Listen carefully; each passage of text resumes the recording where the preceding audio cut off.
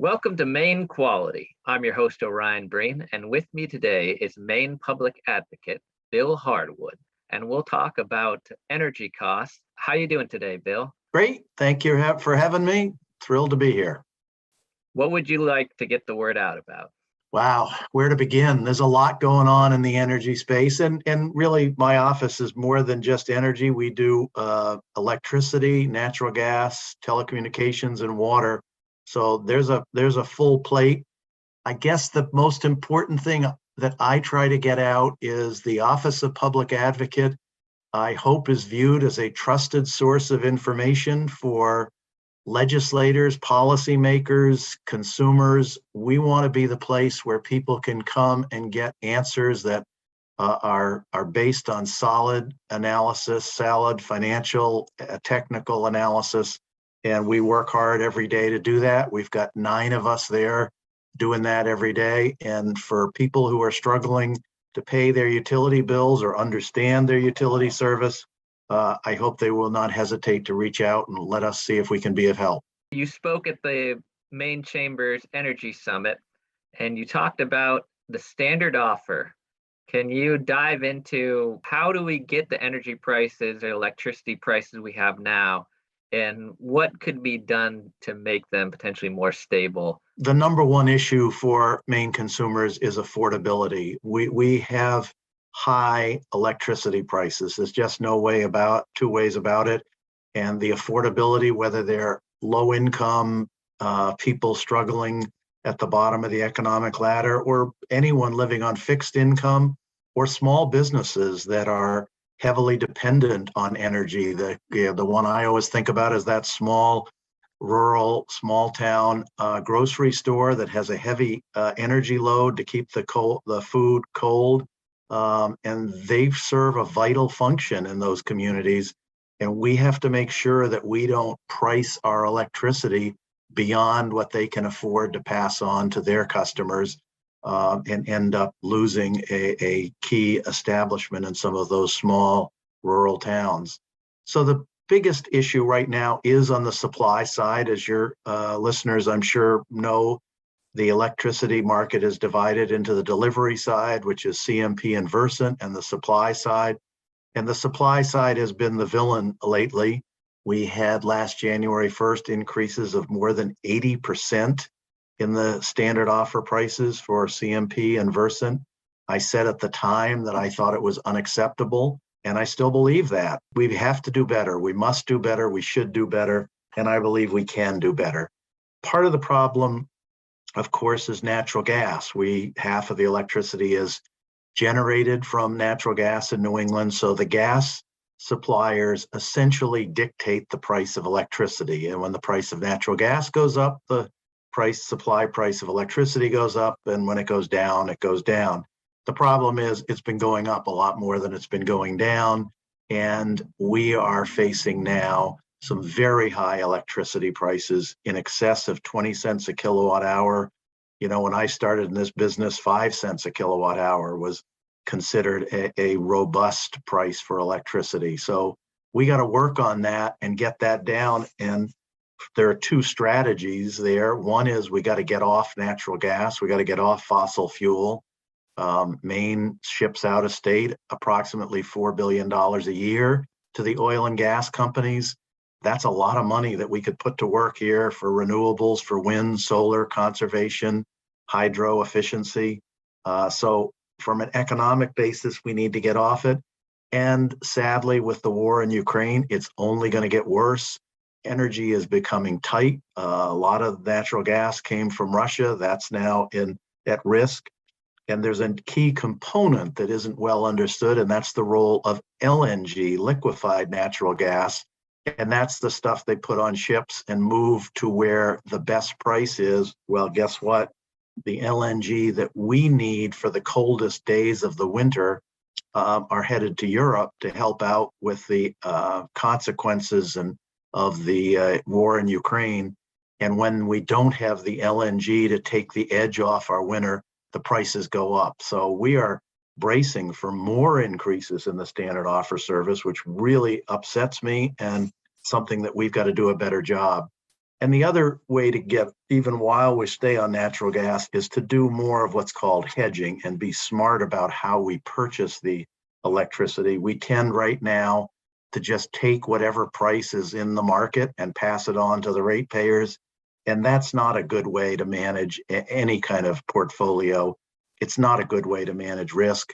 And I will be urging the folks at the Public Utilities Commission to consider alternative ways to manage that risk. There's a price that's set once a year under the current system, and it's almost like, if you could only put money in the stock market once a year, as opposed to be able to hedge your bets and potentially get better pricing by having more flexibility. Yeah, exactly right. This is what I was getting at with hedging, and you're exactly right. The way the PUC has structured it now is to give consumers a accurate price signal of what the price is now. And the way they do that is they go into the market on one day of the year in like November, and they get bids for 1 year of service starting on January through the following December 31st. And then they do the whole exercise all over again on the same year. The analogy that has been made is it's a little bit like managing your 401k, and you go into the market on one single arbitrary day of the year and only that day, and you buy whatever stocks and bonds you think are best, and then you hold them for 1 year, and then you sell them and start the exercise over again. Well, any financial analyst would tell you that's not a smart way to invest your money. You need to be paying attention every day, and you need to be looking for bargains and looking for opportunities. And in some cases, when you find one, don't just buy it for a year, buy it for several years. And that's the way most of the suppliers work in most industries. And we've set us up to have the most volatility. We can argue about whether over the long term it's more expensive or not. I believe it is. But one thing you can argue about is we have introduced a level of volatility into the standard offer, hence the 80% increase last January 1st. And that volatility has a real cost to consumers, whether you're on a fixed income or a small business managing a budget. You can't anticipate and absorb and pass on those kinds of sudden increases. And even if we could say hypothetically that 80% increase will turn into an 80% decrease down the road, I'm still not in favor of it, because it's the volatility that is causing a lot of pain and hardship out there. We saw 80% increase in the cost of supply this year. And in January next year, under this system, we are most likely going to see, unfortunately, an increase in costs again. That's what the experts are predicting for wholesale electricity prices in New England over the next 12 to 24 months. I will be going to be working on it every day for the next several months to see if we can come up with a strategy to avoid that. But the answer is, if we do nothing, the most likely result will be another increase. Maybe it won't be as high as another 80% increase, but another increase. This begins to question the assumption last year, which is, I know an 80% increase is really high, but what goes up comes down, so just be patient. You'll get the decrease in due course. Well, maybe we will, but due course is turning out to be a little longer than we expected. And another increase piled on top of that on January 1st is going to create a lot of pain and hardship for a lot of ratepayers. So do other states, do they all do it on one day they get their prices, or do they have a more flexible system? They have a more flexible system. In most other states, the utility, in this case it would be CMP, in our case it would be CMP and Versant, are what we call the default provider. They provide the default service if you don't want to go into the market and find a competitive supplier. And they are engaging in the kind of hedging I describe, of having some short-term purchases, some medium-term purchases, long-term, trying to find where the bargains are. And when you find them, buy more. And when you don't find a bargain, buy less. And this is not foreign to Maine.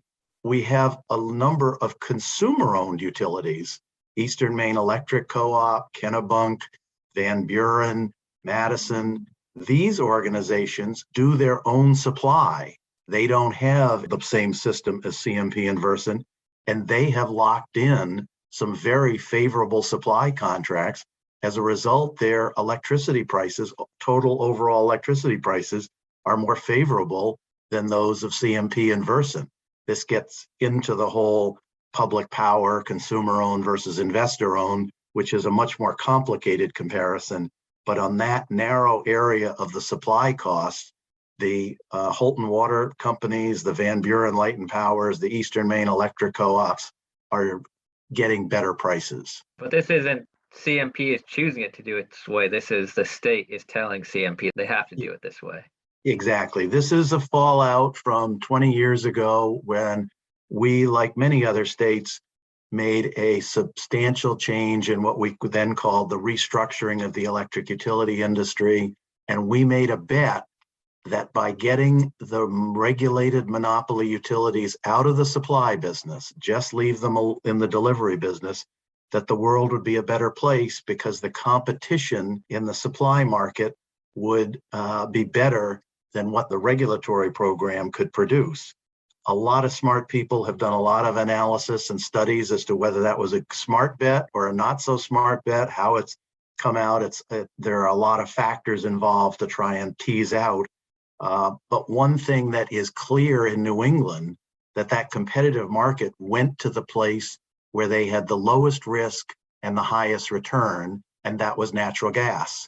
So we went from having natural gas being a very small part. When I started in this business, it was about a little bit of nuclear, a little bit of oil, and a little bit of hydro, and you mixed it together and you had a portfolio that balanced the risk and anticipated potential problems in those areas that didn't have all your eggs in one basket.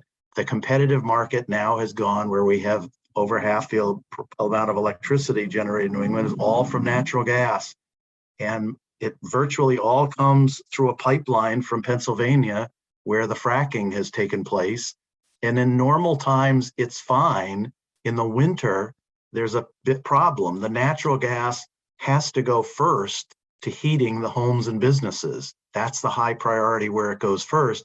Now, we don't have a lot of natural gas heat in Maine, but in southern New England, it's mostly natural gas. They don't have oil delivery trucks running around the state the way we do. So all that natural gas goes for heating. And what's left in the pipeline as the pipeline fills up and is constrained is available for generation. And like anyone who's studied economics, once you shorten the supply and increase the demand, there's only one thing that happens: the price goes up. And so every winter, the price goes up. The colder the winter, the higher the price. How quickly can the PUC or the legislature take action to potentially implement some of these changes you're recommending? I think the PUC has some discretion, and I think the PUC can make some changes. I'm hopeful and optimistic that they will consider doing so. We don't have a lot of time. Everything in the regulatory world takes time. It has to go through a very careful due process in which the public is given an opportunity to participate and comment. We have to have transparency and accountability. And if we roll up our sleeves and start now, I'm cautiously optimistic that some changes can be made in time to soften that impact next January 1st. Our listeners, if they're interested in encourage the process to move along, is there anything they can do? I think it's always good for those of us in Augusta, public officials, to hear from folks that affordability of electricity is a major concern. I was up in Presque Isle 2 weeks ago, meeting with some business and civic leaders up there, and I got an earful. They are very concerned about the affordability. I heard of new businesses that they're trying to attract to Aroostook County, where everything looks good, except they can't quite make the numbers work with today's electricity prices.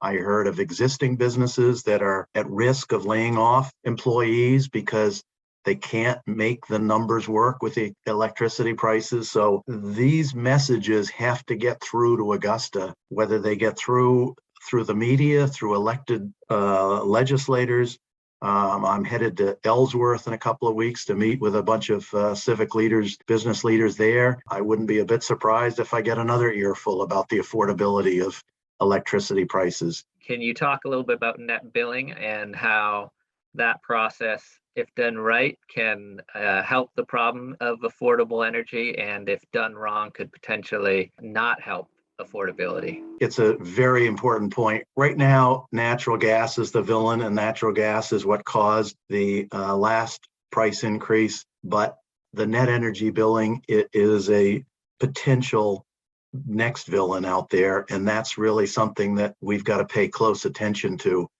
We need renewables. We need solar. We need wind. We need conservation. We need efficiency. We need all of that. We need, in order to get to our climate change goals, we need more electric vehicles and heat pumps.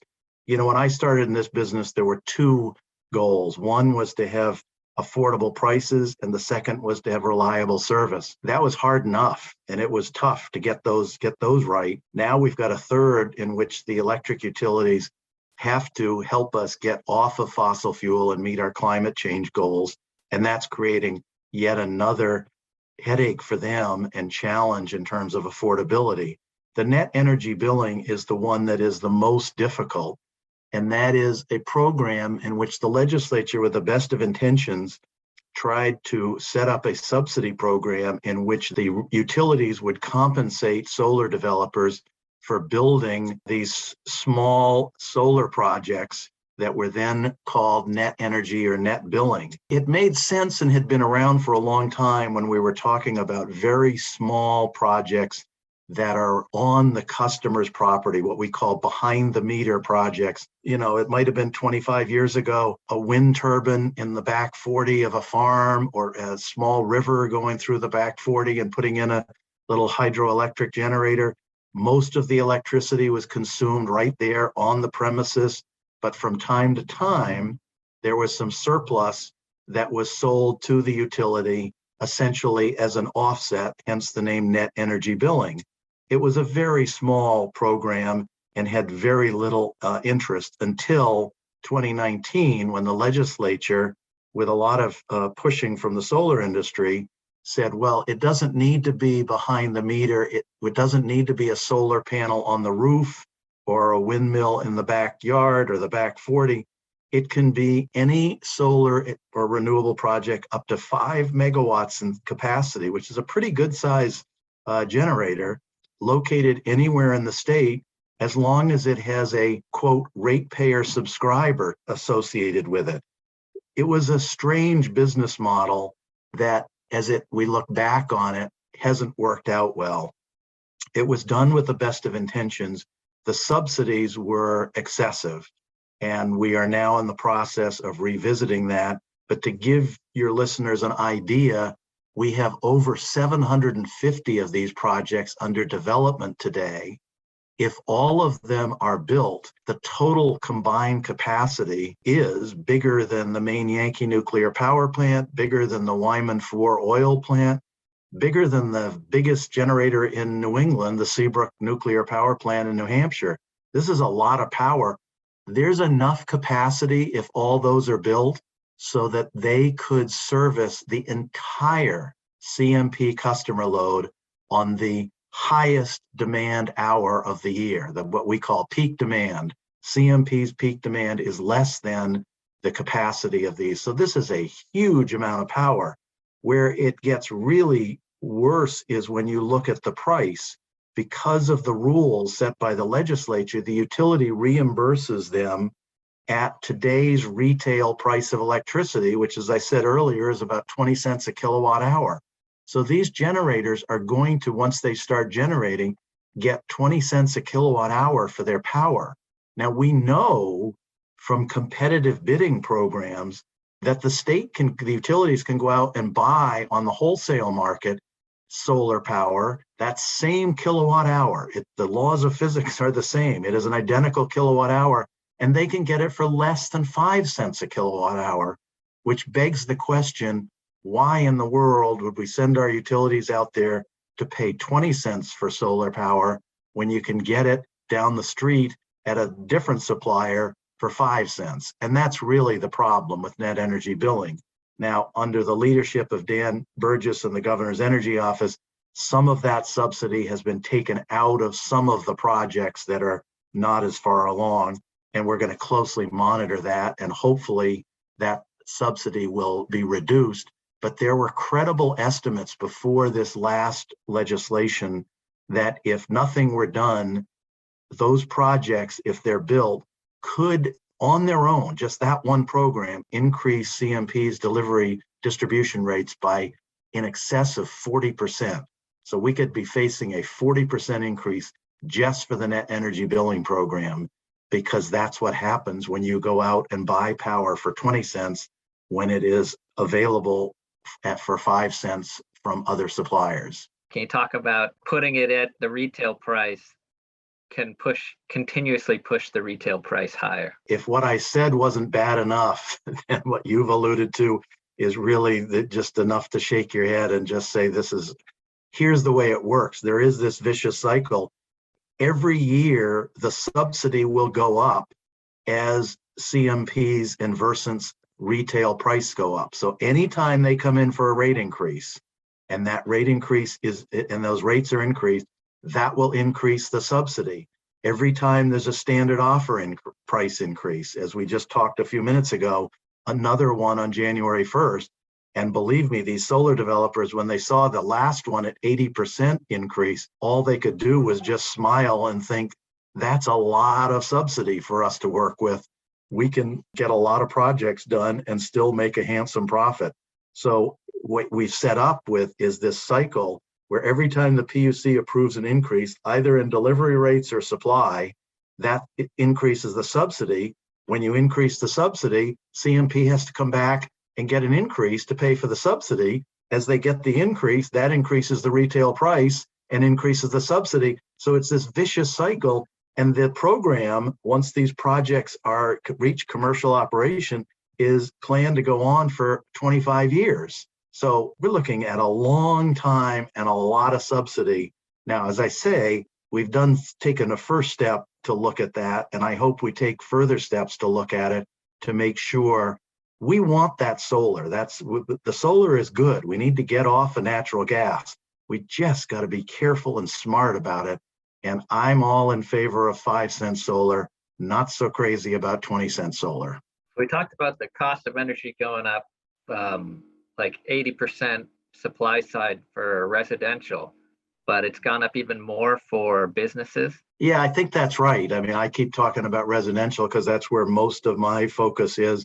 But you're right, those supply prices are different, and there's slight differences between the way Versant and other utilities do it. But in round numbers, the numbers are even worse for a lot of, particularly the small businesses and, that are struggling on tight budgets. Can you talk a little bit about what else the Maine Public Advocate Office is working on? There are 4 utilities that are in the natural gas business, and we pay a lot of attention to those. Those are all investor-owned companies.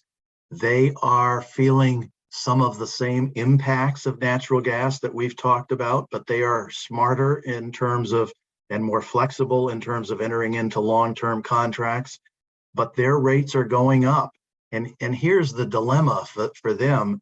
They want to expand the number of customers that are served by them. They only serve, I think at this point, it's like 50,000 customers in the entire state of Maine. Most of them live near one of the major pipelines, so they create smaller pipelines that are what we call laterals off of the major pipeline. And the problem is, for the average homeowner who spends $10,000 or $15,000 to replace their oil furnace with a natural gas, because you can't switch to natural gas unless you take out the entire furnace and put in a different model, that's a big investment. They then become captive to that utility. And if the utility just passes on these high natural gas costs, some of those folks are going to regret the day that they switch from oil to gas. Now, the gas industry will tell you, no, they'll always be happy that they were on natural gas. We'll see that. We'll have to see how that plays out. But right now, Summit Utilities is in for a major increase They are essentially talking about tripling rates over the next 10 years or so. It's a huge increase. And on a traditional cost of service basis, they're probably entitled to most of that. The problem is, what are their customers going to do when they see that? And I think their customers, some of them are going to be, and we've already heard from some of them, we know some of them are going to be, this feels like a bait and switch. I got into the gas. I switched out my oil furnace for a gas furnace with some assurance that the prices, the rates were going to be stable. Now they're anything but stable. And that's a problem for this industry. And then, of course, the longer term challenge is how much more new infrastructure should we encourage or allow those gas utilities to invest in, where as part of our climate change, we're trying to phase out fossil fuel. And that's a really difficult that a lot of states are dealing with. Massachusetts has a proceeding right now. It's not an easy one because many people believe natural gas is what's called a bridge fuel that's going to get us, we're getting off of oil and coal, that's all good, but we need something to get us to when we can get to fully solar and wind. And others say, yeah, the bridge fuel's a little bit too supportive. We need to wind down our natural gas as soon as reasonably possible. And we saw this, for example, when Summit Utilities wanted to expand into Rockland last year. They were going to do a major expansion and pick up a whole section of Knox County. With the increase of generation and also the increase of taking power off the grid through more EVs on the road in the coming decade, how concerned are you about the grid being able to handle all this energy going back and forth? Yeah, it's a great point. If we really are going to go to this beneficial electrification, and essentially we are going to encourage most of our heating to be done with electricity, not the old traditional baseboard that some of us remember as kids, but with much more efficient heat pumps. And if we're going to get our gas guzzling automobiles off the road and replace them with electric vehicles, we're going to need a lot more electricity, a lot more infrastructure. We're going to need more transmission lines and more distribution lines. And the question is, how do we do that cost effectively, or what we call in the utility world, least cost planning? We need to do a lot of least cost planning. And it's not easy because you have to make assumptions of what the world's going to look like 10, 15, 20, 25 years from now, because these investments have a long, useful life. But to give your listeners a simple, if CMP thinks that it needs to rebuild a transmission line because it's been around for 30 or 40 years, and that's going to cost $15 or $20 million, we need to stop and pause before we spend that and say, what if we put some solar panels and some batteries, storage batteries at the end of that line? Would that be a more cost-effective way to serve that remote load out in some of the more rural and remote parts of the community, rather than a very expensive new transmission line?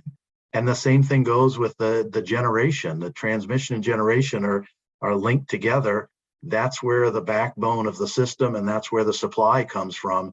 And if we are going to get off of fossil fuel and keep our cost reasonable, we have to look at opportunities to move generation out into the communities, further out into the communities where we can avoid some expensive upgrades. But it's a tricky business, and it's going to take a lot of time.